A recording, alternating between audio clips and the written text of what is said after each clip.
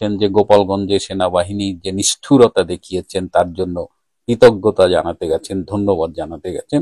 মূলত স্পেসিফিক এই কারণে যাননি, প্রধান কারণ গেছেন তিনি এই প্রমোশন বোর্ডের ওপেন করতে, কিন্তু প্রমোশন বোর্ডের তিনি সেখানে উপস্থিত ছিল প্রায় 32 জন। সাধারণত প্রমোশন বোর্ডে থাকে মেজর জেনারেল, লেফটেন্যান্ট জেনারেল, এরা থাকে এই প্রমোশন বোর্ডে। এবং এখানে 32 জন আজকের এই মিটিং এ উপস্থিত ছিলেন, যাদের উদ্দেশ্যে ডক্টর ইউনূস বক্তব্য রেখেছেন। এবং তিনি প্রায় 17-18 মিনিট বক্তব্য রেখেছেন।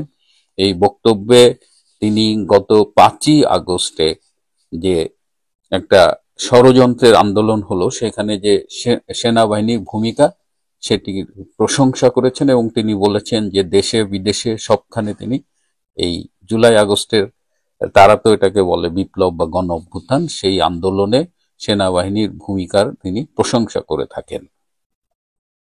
আর তিনি বলেছেন যে আমি বলবো, এই শব্দ দুটো একাধিকবার ইউজ করে বলেছেন যে গত 15-16 বছরে নাকি হাসিনা, তিনি বলেন হাসিনা, তিনি শেখ হাসিনা বা অন্য কিছু বলেন না, হাসিনা সেনাবাহিনীর পেশাদারিত্বকে ধ্বংস করেছেন। মানে এই বয়সে এসেও এরকম একটা মিথ্যাচার তিনি করেন। সেনাবাহিনী যেখানে মানে পেশাদারিত্বের উৎকর্ষ সাধন হয়েছে, বিশ্বে সেনাবাহিনীর সুনাম বেড়েছে, দেশের গঠনমূলক ভূমিকা পালন করেছে, সেখানে ডক্টর ইউনূস বলেছেন যে 15-16 বছরে শেখ হাসিনা সেনাবাহিনীর পেশাদারিত্বকে ধ্বংস করেছেন।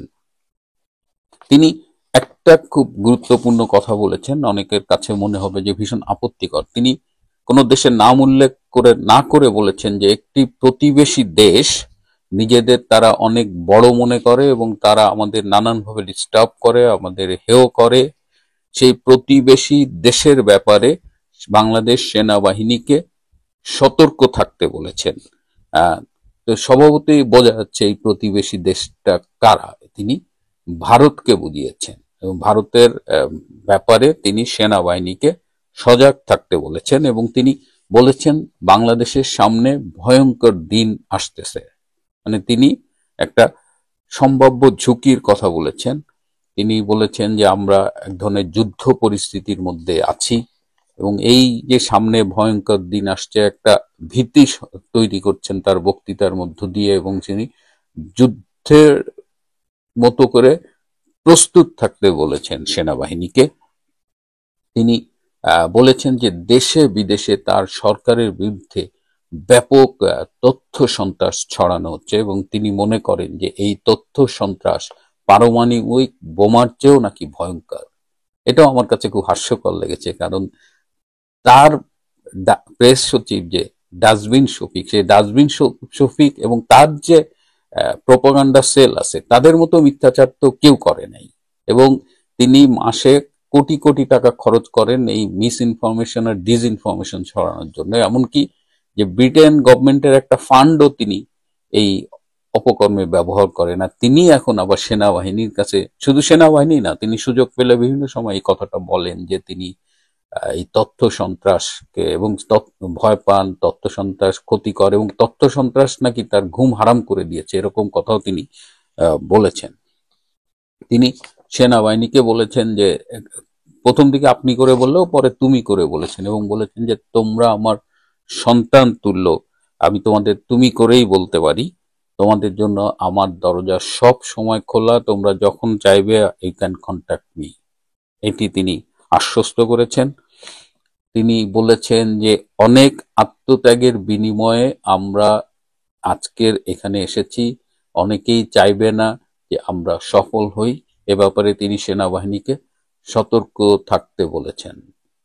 এই বোর্ডে প্রমোশনের ব্যাপারে বলেছেন যে দক্ষ এবং মেধাবীদের প্রমোশন দিবা, দুর্নীতিবাজদের প্রমোশন দিবা না।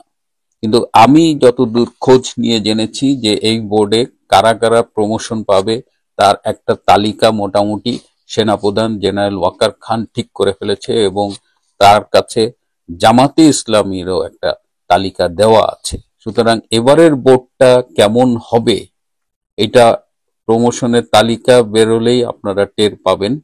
এবং মোটামুটি আওয়ামী লীগের নাম গন্ধ আছে বা কোনোভাবে জড়িত, হ্যাঁ, তাকে ফ্যাসিস্ট তকমা দিয়ে এবারে প্রমোশন বোর্ডে প্রমোট করা হবে না, এরকম একটা অলিখিত নির্দেশনা অলরেডি এই প্রমোশন বোর্ডের কাছে দেওয়া আছে।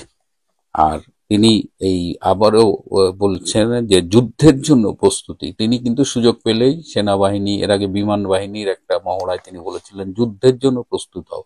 বাংলাদেশ কার সাথে যুদ্ধ করবে? কেন হঠাৎ করে বাংলাদেশের এত যুদ্ধের জন্য ঝুঁকি তৈরি হলো? বাংলাদেশ তো, আমরা তো দেখছি বাংলাদেশ তো এরকম একটা দেশ ছিল না। বাংলাদেশ তো কোনো যুদ্ধের হুমকি ছিল না বলতে গেলে, কিন্তু এখন ডক্টর ইউনূস পদে পদে যুদ্ধের হুমকি দেখেন।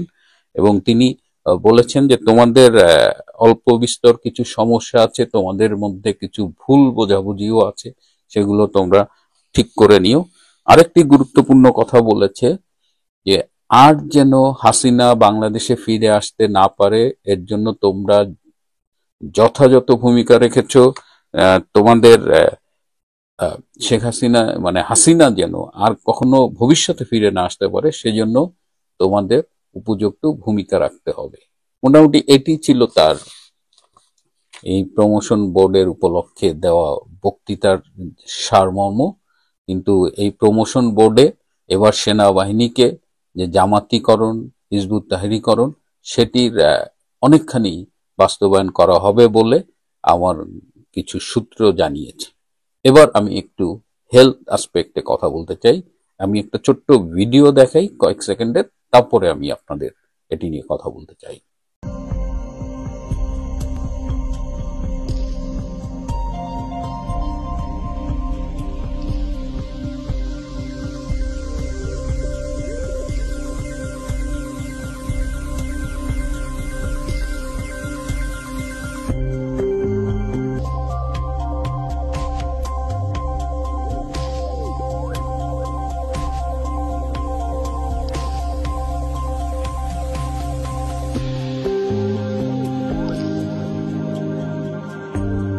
এখানে দেখেন যে ডক্টর ইউনূস এবং সব আর্মি অফিসার যারা দাঁড়িয়ে আছেন, এদের সবার মুখে মাস্ক।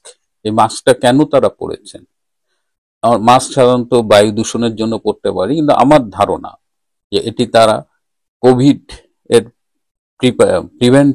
প্রিভেনশন এর জন্য পড়েছেন, যে কোভিড থেকে রক্ষা পাওয়ার জন্য তারা মুখে মাস্ক ব্যবহার করেছে।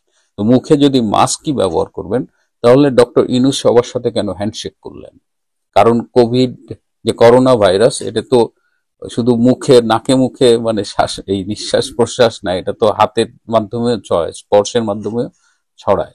এবং দেখেন, তিনি যখন টেবিলে বসলেন, তিনি হাত দিয়ে মাস্কটা খুলে রাখলেন। যদি কারো কোভিড পজিটিভ থেকে কেউ হয়ে থাকে, তাহলে কিন্তু এটা এভাবে ট্রান্সমিট করতে পারে। সো এই যারা ডক্টর ইউনূসের এই স্বাস্থ্যগত বিষয়গুলো দেখেন, তাদের দৃষ্টি আকর্ষণ করছি যে একজন পাবলিক হেলথের মানুষ হিসেবে, পাবলিক হেলথের বিশেষজ্ঞ হিসেবে আমি মনে করি যে এখানে পাবলিক হেলথের যে প্রিকশন, সেখানে বড় রকমের একটা ব্যত্যয় ঘটেছে।